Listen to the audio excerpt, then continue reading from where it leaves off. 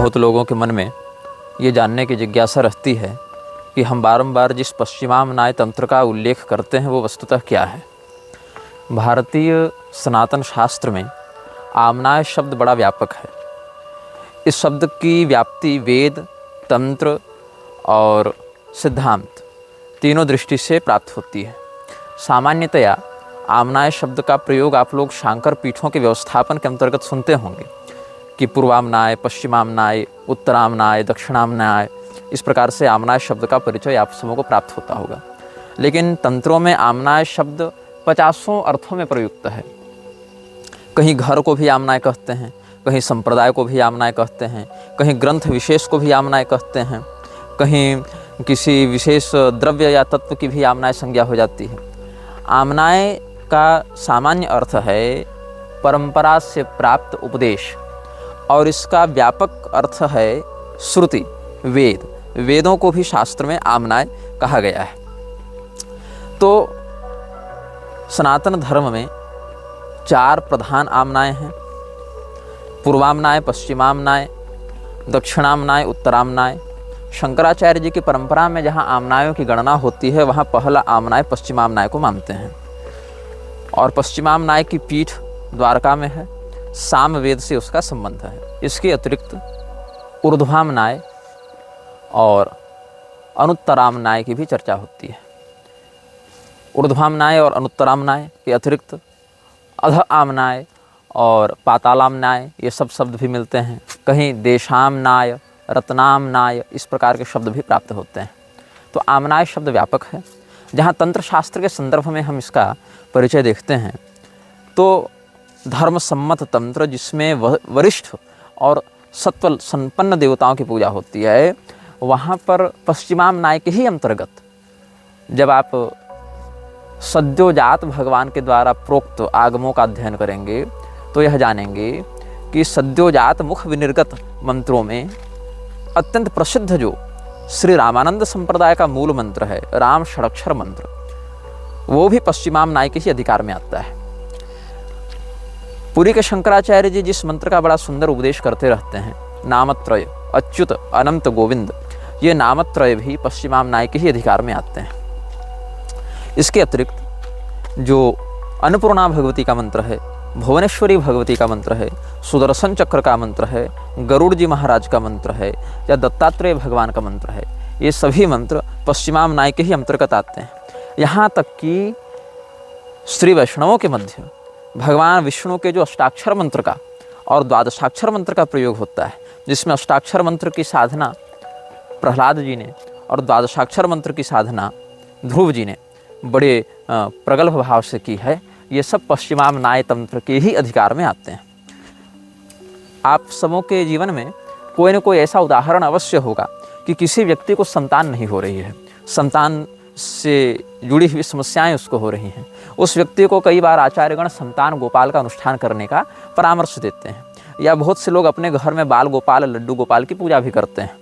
तो ये बाल गोपाल का मंत्र, संतान गोपाल का मंत्र, ये सब भी पश्चिमामनाय तंत्र के ही अधिकार में आते हैं। तो आमनाय शब्द का एक सामान्य वर्णगत अर्थ हम आपको बताएंगे। कुलार्णव तंत्र में भगवान महादेव ने इसका निरुक्त स्पष्ट किया है।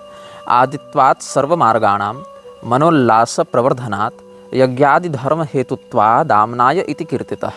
आमनाय का अर्थ क्या है? आमनाय कहते किसको हैं? सभी धर्म मार्गों का जो आदि है, मन में जो उल्लास को बढ़ा दे, मनोल्लास को जो प्रवर्धित कर दे, और यज्ञ इत्यादि धर्म का जो हेतु है, तो जो आदि है समस्त धर्म का, तो आदि से आ हो गया, और मन में उल्लास भर दे तो मना हो गया, और यज्ञ इत्यादि धर्म के प्रति जो प्रेरित करे तो यह शब्द आ गया। तो आमनाय, इस प्रकार से इसका वर्ण स्पष्ट किया है भगवान महादेव ने। तो भगवान महादेव ने आगमों में यह भविष्यवाणी कर रखी है कि पश्चिमामनाय तंत्र के मंत्रों का प्रयोग करके लोग पैशाचिक शक्तियों को जगाएंगे और हिंदू धर्म को विलुप्त करने के लिए चक्रवर्ती राजाओं के समान पराक्रम का प्रदर्शन करते हुए सनातन धर्म को छीन करने का उपक्रम करेंगे। और जब पश्चिमामनाय तंत्र के मंत्रों का प्रयोग करके वो आक्रमण करेंगे तो उस समय उनको युद्ध में पराजित करना बड़ा कठिन हो जाएगा। इसमें भगवान महादेव एक भविष्यवाणी करते हैं पश्चिमाम्नाय मंत्रास्तु प्रोक्तः पारस्य भाषया, फारसी इत्यादि भाषाओं में, फारसी में, अंग्रेजी, लैटिन, ये सब जो भाषाएं हैं, फिरंगी भाषा जिसको कहते हैं, उन सभी भाषाओं में ये सब मंत्र पाए जाएंगे। तो पश्चिमाम्नाय मंत्रास्तु प्रोक्तः पारस्य भाषया अष्टोत्तर शताशीतिर येषां संसाधनात् कलौ पंचखानाः सप्तमौरा नवशाः महाबलाः हिंदू धर्म प्रलोप्तारो जायन्ते चक्रवर्तिनः हीनं च दूषयत्येव हिंदुरित्युच्यते प्रिय पूर्वाम्नाय 986 प्रकृतिताः फिरंग भाषया मंत्रास्तेषां संसाधनात् कलौ अधिपामंडलानां च संग्रामे स्वपराजिताः इंद्रेजा 69 पंचलंड्रजाश्चापि भाविना।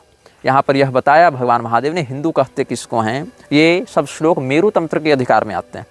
तो जो अपने अंदर की हीनता का नाश करे उसको हिंदू कहा जाता है, और हिंदू धर्म को विलुप्त करने के लिए ये सब पश्चिमाम्नाय तंत्र के मंत्रों की सिद्धि करके खान, शाह इत्यादि उपाधियों को धारण करने वाले गुरुंड, फिरंगी और ये सब म्लेच्छ इत्यादि प्रवर्तित हो जाएंगे।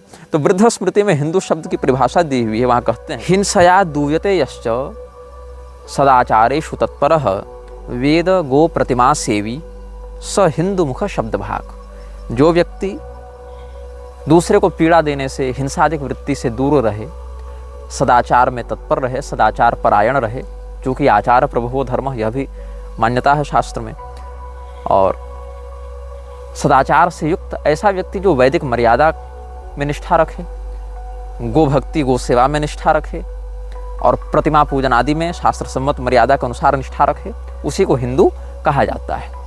और हिंदू धर्म को विलुप्त करने के लिए पश्चिमाम्नाय तंत्र के मंत्रों का प्रयोग करके ये सब म्लेच्छ विस्तृत होंगे, युद्ध में अपराजित रहकर अपने आतंक को प्रसारित करेंगे, ये भगवान महादेव ने स्पष्ट किया है। तो पश्चिमाम्नाय तंत्र का वह भाग जो सत्व संपन्न है, जो दैवी संपदा के अंतर्गत आता है, उसमें तो श्री राम जी के, सीता जी के, अन्नपूर्णा जी के, सुदर्शन भगवान के और दत्तात्रेय भगवान के, संतान गोपाल के, बाल गोपाल के, सबके मंत्र आ जाते हैं। किंतु जो उसका तमोगुण वाला प्रारूप है, जो आसुरी संपदा से संबंधित है, वहाँ पर पिशाचों की पूजा होती है। और ये पिशाच कैसे दिखते हैं, इन पिशाचों का क्या स्वरूप है, इन पिशाचों को कैसे बुलाया जाता है, इनको सिद्ध करने वाले साधक को ये क्या क्या फल प्रदान करते हैं, इन सब विषयों में हम समयानुसार आगे के अनुभागों में चर्चा प्रस्तुत करेंगे।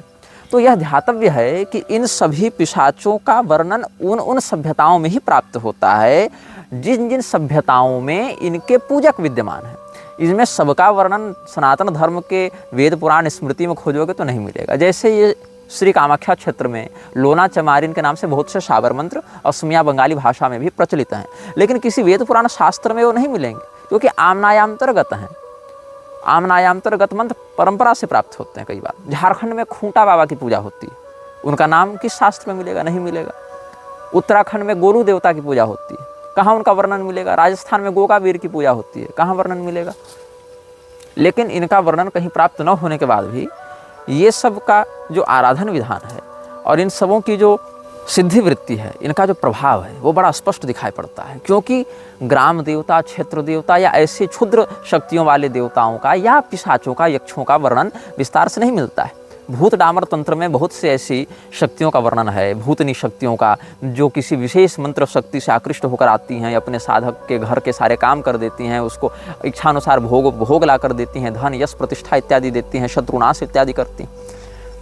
लेकिन इन सबों का वर्णन उन लक्ष्य सभ्यताओं में नहीं प्राप्त होता। तो भगवान महादेव ने क्या कहा? फारसी भाषा में, फिरंगी भाषा में, इंग्रेज इस प्रकार के शब्दों का प्रयोग किया। इंद्रेजा 69 पंचलंड्रजाश्चापि भाविना प्रोक्तः पारस्य भाषया फिरंग भाषया मंत्रा तेषां संसाधनात् करो। फिरंगी भाषा, लैटिन, फ्रेंच, स्पेनिश, ये सब में वो सब मिलते हैं ना। इसीलिए ये कहना कि संस्कृत में नाम बताओ, ये मूर्खों का ही प्रलाप है। क्योंकि जैसे हमने आपको बताया, छत्तीसगढ़ में ठाकुर देव की पूजा होती है। ठाकुर देव का वर्णन शास्त्र में नहीं मिलेगा उस रूप में, लेकिन लोकाचार में उनकी पूजा मान्य होती है। तो वेदाचारा लौकिकाचारो बलिया नीति श्रुति ही भी एक नियम लगता है शास्त्र का कि इन विषयों में वेद में वर्णित आचार से अधिक संसार में प्रचलित आचार ही प्रधान हो जाता है। तो राजस्थान के गोगावीर हों, चाहे उत्तराखंड के गोलू देवता हों, चाहे असम की लोना चमारिन हो, चाहे उत्तर प्रदेश का कलवावीर हो, या आपके मराठी सावर में बहुत सारे वीर की पूजा होती है, या छत्तीसगढ़ के ठाकुर देव हों, या केरल इत्यादि में कुट्टी चट्टन और पंजुरली इत्यादि हैं, या आप अन्य देशों में देखें तो इंडोनेशिया इत्यादि में जब उदयन वर्म देव का शासन था 11वीं-12वीं शताब्दी के आसपास, तो उसके पुत्र प्रभु एयरलंग के समय बदराबूही इत्यादि शक्तियों की पूजा की जाती थी। तो ये सब शक्तियाँ उन क्षेत्रीय शब्दों में, उन क्षेत्रीय भाषाओं में, उन साधकों के द्वारा बुलाई जाती रही हैं, जगाई जाती रही हैं। तो हिंदवाणी तंत्र के अंतर्गत जैसे यक्ष है, पिशाच है, भूत प्रेत होते हैं, वेताल है, चेटक है, राक्षस, ब्रह्म राक्षस, कृत्या, ग्रह, यक्ष, किन्नर, विद्याधर, छायावासिनी, नाग इत्यादि होते हैं। यही छायावासिनी को हिंदवाणी के अतिरिक्त अगर पीरवाणी तंत्र में देखेंगे तो वहाँ इसको हमजात कह देते हैं। ऐसे ही प्रेत, पिशाच इत्यादि को जिन्न, पीर इत्यादि कह देते हैं। विद्याधर इत्यादि की पीर संज्ञा हो जाती है, वहाँ पर भाषा बदल जाती है, लेकिन शक्तियों का जो सामंजस्य है वो वही रहता है। तो हम यहाँ पर ये आपको बताना चाह रहे हैं कि जिस भाषा में जो सभ्यताएं विकसित हुई हैं, उन भाषाओं में ही उसके मंत्र मिलते हैं, उन भाषाओं में ही उसका नामकरण किया जाता है, उन्हीं भाषाओं से संबंधित लोगों में उसकी व्याप्ति होती है। इसीलिए एक ही भाषा में पूरे विश्व को तौलना न संभव है, न अनिवार्य है। और महादेव जी ने भी फारसी भाषा, फिरंग भाषा इत्यादि में ये सब मंत्र प्राप्त होंगे, इनके नाम प्राप्त होंगे, ये संकेत करके इसी बात को पुष्ट किया है। तो पश्चिमामनाय में भी बहुत अधिक विभाग है। उसमें जो म्लेच्छ भाषाओं में म्लेच्छों के लिए जो पैशाचिक शक्तियों का आवाहन किया जाता है, जिन पिशाच नायकों का आवाहन किया जाता है, उनकी संख्या है 80,008।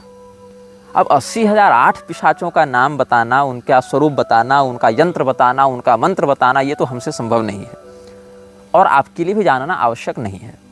तो इसमें से कुछ प्रधान जिनका मृक्षराज के संगठन में अच्छा महत्व है और जिनको मृक्षराज के अनुयायी अच्छे से पूजते हैं, जिनसे लाभान्वित होते हैं, ऐसे पिशाचों का नाम, यंत्र, मंत्र, स्वरूप इत्यादि हम आपको धीरे धीरे करके बताने का प्रयास करेंगे।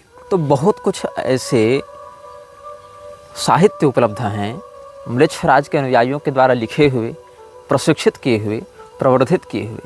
इसमें आर्स ग्रुप एक है। आर्स ग्रुप में 5 पुस्तकें आती हैं। लैटिन शब्द है आर्स, उसका अर्थ होता है कला। अब कला को आजकल आर्ट्स कहते हैं, ARTS, वहाँ टी नहीं है, केवल ARS है। तो आर्स समूह में 5 पुस्तकें हैं। ऐसे मृक्षों के पिशाच आराधना के विषय में बताने के लिए और भी कई डेमोनोलॉजी की पुस्तकें प्राप्त होती हैं, जिनमें इनका संकेत प्राप्त होता है। जैसे बुक ऑफ इनोच है और ग्रिमोरियन वैरम है, ये सब पुस्तकें प्राप्त होते हैं। लेकिन आर्स श्रेणी की 5 पुस्तकें प्राप्त होती हैं, जिसमें आर्स गोटिया है, आर्स थेरयुगा है, आर्स पॉलिना है, आर्स एमेडल है और आर्स नोटोरिया है। नोटोरिया का अर्थ होता है कुख्यात।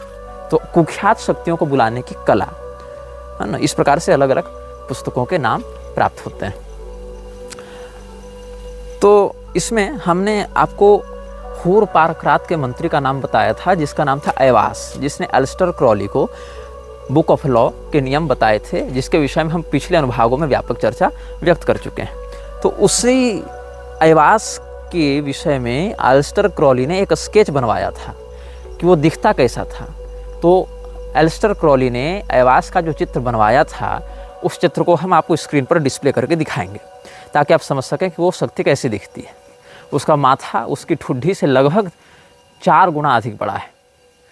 और बुक ऑफ लॉ का उपदेश एवास ने किया था, लेकिन एवास को बुलाया कैसे गया, इसके विषय में किसी मंत्र, यंत्र इत्यादि का उसने वर्णन नहीं किया है। बस इतना ही कह दिया कि मैं मिस्र के सोए हुई शक्तियों को जगाने के लिए पिरामिड में जब रिसर्च कर रहा था, तब ये शक्ति अचानक से एक्टिवेट हुई और इसने मुझसे संपर्क किया और इसने मुझे अपने आराध्य के विषय में बताया और अपने पारंपरिक शक्तियों के विषय में अवगत कराया। तो इसमें एक गुप्त संस्था का नाम आता है, जो मृक्षराज के अंतर्गत काम करती थी। पहले तो नहीं करती थी, इसकी संस्थापना के समय तो वो मृक्षराज से नहीं जुड़ी हुई थी, लेकिन जब ऐसी शक्तियों की खोज में लोग निकलते हैं, शोधार्थी निकलते हैं और कनेक्शन बनता है, तो फिर मृक्षराज उनको अपने अधीन कर लेता है, अपने अनुकूल कर लेता है। तो एक इसमें संगठन की स्थापना हुई थी, जिसको कहते हैं रोसीक्रूसियन ऑर्डर। रोसीक्रूसियन का सामान्य अर्थ हो सकता है रोज और क्रॉस, गुलाब और क्रॉस दोनों से मिलकर बना हुआ है रोसीक्रूसियन ऑर्डर। और रोसीक्रूसियन ऑर्डर की जिसने स्थापना की थी, उसने बहुत गुप्त रूप से इसको रखा था। और वो जब मरा, उसको जब दफनाया गया, तो लगभग 1 शताब्दी तक उसके कब्र को कोई पहचान न पाया, कोई खोज न सका। तो गोल्डन डाउन इत्यादि के कुछ लोग बाद में जाकर वहाँ पर खोजते हैं।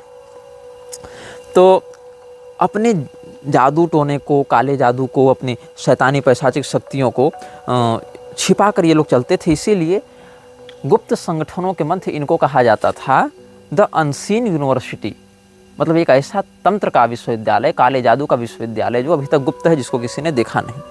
तो इसको रोशन क्रूज ने बनाया था। रोशन क्रूज नाम के एक व्यक्ति ने अपने 7 शिष्यों के साथ मिलकर इस सोसाइटी की स्थापना की थी। इसको रोसिक्रूसियन ऑर्डर कहा जाता था और 100 वर्षों तक ये बहुत गुप्त रहा। इसके लोग पब्लिक में रहते थे, समाज सेवा का नाटक करते थे, समाज सेवा के बहाने लोगों को अपने संगठन में जोड़ते थे। जो अनाथ हैं, होमलेस हैं, जॉबलेस होमलेस लोगों को ये लोग अपने यहाँ जोड़ते थे। और इनका कोई स्पेसिफिक यूनिफॉर्म नहीं होता था और ऐसा भी नहीं है कि इनको किसी विशेष अधिवेशन इत्यादि में बुलाया जाता था। बस आंतरिक रूप से ये व्यवस्था आगे बढ़ती रहती थी, चलती रहती थी। और अपने मरने से पहले ये लोग क्या करते थे, एक उत्तराधिकारी चुनते थे और उत्तराधिकारियों का चयन सालाना एक मीटिंग में कर लिया जाता था। जो लोग मरने वाले होते थे वो अपनी मृत्यु से पहले एक उत्तराधिकारी का चयन कर लेते थे। तो ये जो ऑर्डर है, इसकी स्थापना के पीछे एक बहुत बड़ा उद्देश्य था। इसके लोग एक तलाश में थे। क्या खोज रहे थे? बढ़ती उम्र को रोकने का द्रव और अनंत जलती हुई ज्वाला। इनको 2 चीज़ की तलाश थी। एक जो है, ये मानते थे कि a drug of unaging immortality and a flame which would never go out. हमें एक ऐसी ज्योति चाहिए जो कभी न बुझे और हमें एक ऐसा रसायन चाहिए जिसको पीकर हम अमरत्व की ओर बढ़ जाएं या हमारी बढ़ती उम्र धीमी पड़ जाए, हमारा शरीर धीरे धीरे बूढ़ा हो। मतलब चिर यौवन वाला कोई हमें द्रव और ज्वाला का संसाधन प्राप्त हो, ऐसी हमें सिद्धि प्राप्त हो। तो यही इनका जो लक्ष्य था रोसिक्रूसियन ऑर्डर का, वो मृक्षराज के अंतर्गत काम करने वाली बहुत सी गुप्त संस्थाओं में एक संस्था के अंतर्गत स्थान पाता है। अब हम आपको एक ऐसे पिशाच के विषय में बताएंगे जो पिशाचों के समुदाय में बहुत प्रधान स्थान रखता है। इनमें जो पिशाच वाहिनी होती है उसमें लगभग 3000 से लेकर 6000 पिशाच तक होते हैं और इन वाहिनियों का एक नायक होता है। और उन नायकों को आप कह दें कि लेगन मास्टर्स कह सकते हैं। तो एक पिशाच वाहिनी में लगभग 3000 से 6000 पिशाच होते हैं। और आज हम आपको जिस पिशाच के बारे में बताने जा रहे हैं उसका प्रयोग मृक्षराज के अनुयायी बहुत व्यापक मात्रा में करते हैं और प्रोमिनेंटली करते हैं, और उसका नाम है बाल। बाल वर्शिप के नाम से भी एक बात प्रसिद्ध है।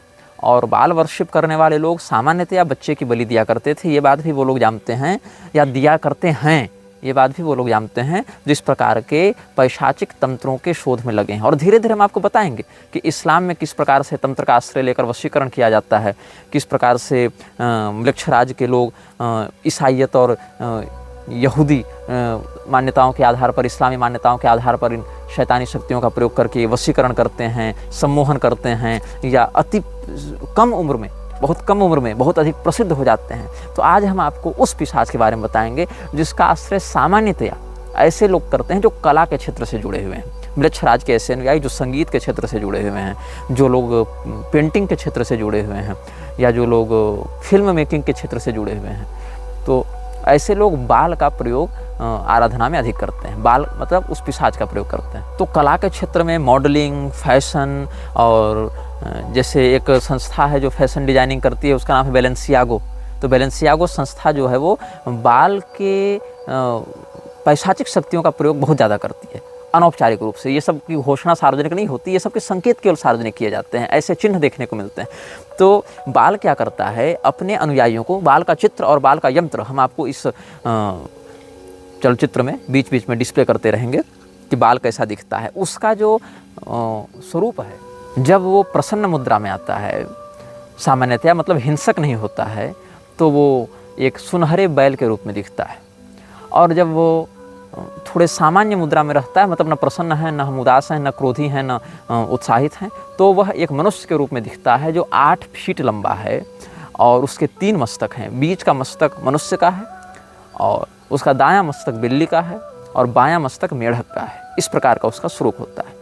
और जब वो किसी सामान्य मनुष्य के अंदर आविष्ट होता है तो जिस प्रकार का उस मनुष्य का हाव भाव और शारीरिक अभिव्यक्ति होती है, उस प्रकार के स्वरूप में वह ढल जाता है।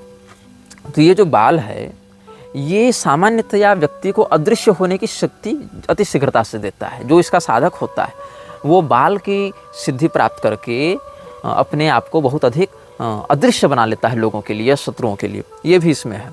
और अपने से छोटे 66 पिशाच वाहिनियों का यह नायक होता है। और एक पिशाच वाहिनी में 3000 से लेकर 6000 पिशाच तक होते हैं। तो ये लगभग 66 वाहिनियों का स्वामी है अपनी चरम सीमा में, जब ये अपने तीनों मस्तकों से युक्त होता है तब। लेकिन जब ये अपने सामान्यतम प्रारूप में रहता है तो ये 6 वाहिनियों का नायक बना रहता है। और जब ये अपने चरमावस्था में होता है तो 66 वाहिनियों का नेतृत्व करता है, 66 पैशाचिक वाहिनियों का ये सरदार बन जाता है। तो बाल के उपासक किस दिन इसकी आराधना करते हैं, किस दिन इसको पुकारते हैं, किस दिन इससे अपनी शक्तियों को जगाते हैं, इस विषय में थोड़ा संकेत कर देंगे आपको हम। मैं पुनः चेतावनी देता हूँ, इसको प्रैक्टिस न करें, ये केवल जानकारी के लिए बताया जा रहा है। और इन शक्तियों से छेड़छाड़ करना खतरनाक है और अवांछित परिणामों को उत्पन्न कर सकता है। जिस समय सूर्य मेष राशि में प्रवेश करते हैं और चौथे अंश तक जाते हैं, 4 डिग्री तक जाते हैं, उस समय का 0 से लेकर 4 डिग्री सूर्य की मेष राशि में, उस समय बाल की शक्तियाँ बहुत अधिक जागृत रहती हैं, उससे संपर्क करना बहुत सरल होता है। आधुनिक कैलेंडर के अनुसार देखें तो लगभग 17, 18, 19 मार्च के आसपास ये योग हर साल पड़ता है। अगर कोई ऐसा उपासक है बाल का जो उस समय मिस कर गया लेकिन फिर भी उसको पुकारना है, तो जब जब चंद्रमा वृष राशि में रहें और मकर राशि में रहें तब भी उससे संपर्क करना अपेक्षाकृत अधिक सरल होता है। या तो सूर्य मेष राशि में 0 से 4 डिग्री तक रहें उस समय, या फिर अगर उस समय का मुहूर्त चूक गया व्यक्ति उपासक तो इस पिशाच नायक को बुलाने के लिए वृष राशि के चंद्रमा और मकर राशि के चंद्रमा का भी आश्रय लिया जाता है। पूर्व दिशा की ओर मुँह करके इसका आवाहन किया जाता है। अगर पूर्व दिशा की ओर कोई अवरोध हो तो विकल्प में दक्षिण दिशा का प्रयोग भी कर सकते हैं। और इसको बुलाने के लिए 6, 60, 66 या 666 की संख्या में मंत्र को पढ़ना होता है। जो व्यक्ति इसको सिद्ध कर चुका है वो बुलाने के लिए 6 बार पढ़ेगा और ये आ जाएगा। और नए साधक जो है वो 666 बार पढ़ेंगे, 666 बार पढ़ेंगे इसको बुलाने के लिए, तब ये आता है। तो इसको बुलाने के लिए अपने सामने एक हवन कुंड तैयार करके उसमें सोना, लोहा और कांसा, इन तीनों का हवन करना है आग जलाकर। कुछ मात्रा में सोना, कुछ मात्रा में लोहा और कुछ मात्रा में ब्रॉन्ज, ये तीनों उस अग्निकुंड में डालना है। और एक अगरबत्ती जलाई जाती है जिसके गंध से आकर्षित होता है। ये अगरबत्ती बनती किस चीज़ की है? Frank incense. एक पौधा होता है बॉसिलेविया नाम का, वो सुगंधित पौधा होता है, उससे एक प्रकार का गुग्गुल के समान सुगंधित द्रव निकलता है। तो उसी को जलाकर इसकी सुगंध से उसको आकर्षित किया जाता है। और अपने घर में जहाँ पर भी या बाहर में जहाँ पर भी ये प्रयोग किया जाता है, पीले रंग के, काले रंग के या लाल रंग के वस्त्रों का प्रयोग करके इसको बुलाया जाता है। अब इसको बुलाने के लिए जो बलिदान है, सेक्रीफाइस है, डेमोनिक सेक्रीफाइस कहते हैं, तो 3 चीज़ों की बलि इसको चढ़ती है। चूँकि इसके 3 प्रकार के मस्तक हैं, एक मेढक का, एक मनुष्य का और एक बिल्ली का। तो मेढक, मनुष्य या बिल्ली, इन तीनों में से किसी एक का बलिदान देना है। तो जो लोग हाई ऑर्डर के हैं और जो लोग इसके वरिष्ठ उपासक हैं वो तो मनुष्य की बलि दे देते हैं, नरबलि दे देते हैं, ऐसे पैशाचिक साधक। लेकिन जिन लोगों के लिए नरबलि देना तात्कालिक रूप से संभव नहीं होता, वो बिल्ली का या मेढक का बलिदान करके उसके शव पर इसका आवाहन करके उसकी प्रतिष्ठा करते हैं और इससे अपने अभिष्ट को सिद्ध करते हैं।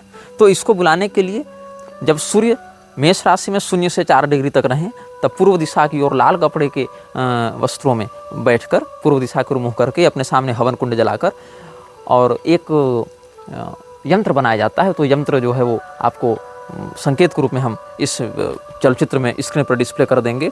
और चूँकि ये 6 की संख्या वाला है तो 6 इसके सबसे कमज़ोर लिगन्स हैं, तो 6 बार मंत्र पढ़ा जाता है। और 66 इसके चरम लिगन्स हैं, चरम पैशाच सैनिक हैं, सेना नायक हैं, पैशाचिक वाहिनियाँ हैं, इसकी टुकड़ियाँ हैं उतनी, तो वो हो गया। और इसकी चरमावस्था में 666 बार इसके मंत्र को पढ़ा जाता है। तो सबसे पहले जो म्लेच्छराज का अनुयायी है वो बाल नामक पिशाच को बुलाने के लिए एक मंत्र पढ़ता है, जिससे इसकी खुद की सुरक्षा होती है।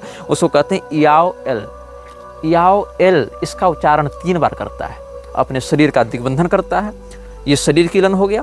फिर इशाल अशेलाह, इशाल अशेलाह, इस प्रकार से ये 3 बार कहता है। इससे इसका सुरक्षा चक्र और मजबूत हो जाता है। फिर अपने सामने एक लाल मोमबत्ती जलाकर, फर्न समझते होंगे, फर्न एक प्रकार का पौधा होता है, उसका होम देकर और उसी फर्न के साथ लोहा, तांबा, ब्रॉन्ज इत्यादि का हवन करके उसका छोटा छोटा टुकड़ा डालकर, और फिर जो बिल्ली है, मेढक है, या अगर हाई ऑर्डर का पैशाचिक साधक है, कोई बड़ा सोसाइटी होल्डर है, या बड़ा फ्रीमेसनरी व्यक्ति है, या इल्यूमिनाती का बड़ा अधिकारी है, तो वो मनुष्य की नरबली वहाँ पर देता है। जैसा कि टेरेसा वाले इंटरव्यू में जो इयान लिस्ली को बताया गया था कि वहाँ मनुष्यों की, बच्चों की बलि दी जाती थी, तो इस प्रकार से वो देकर और फिर उसको बुलाता है। और इसको बुलाने के लिए एक मंत्र पढ़ता है। जिस समय इन वस्तुओं की आहुति दी जाती है, उस समय प्रत्येक वस्तु को डालने के समय 3 बार कहा जाता है बाल racks सैपियंटाओ,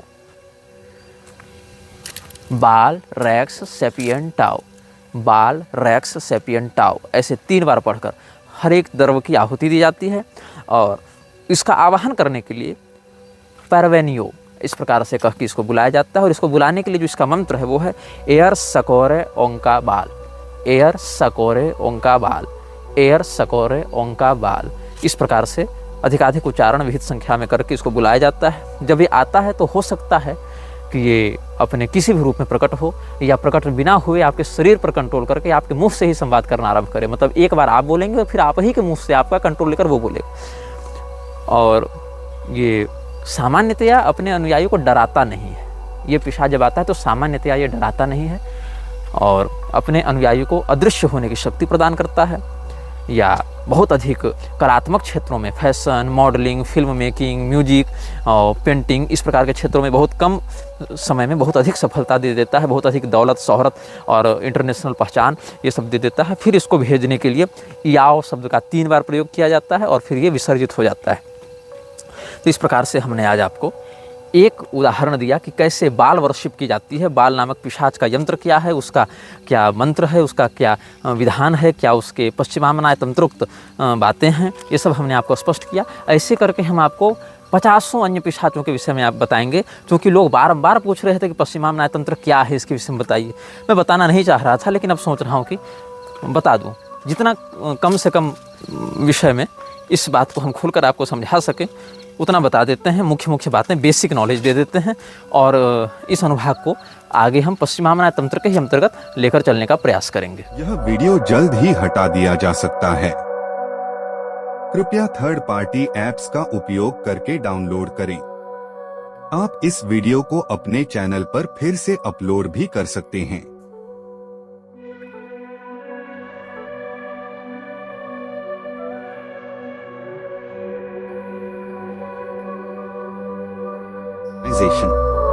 This video may get deleted soon. Please download using third-party apps. You may also re-upload this video on your channels. Thank you.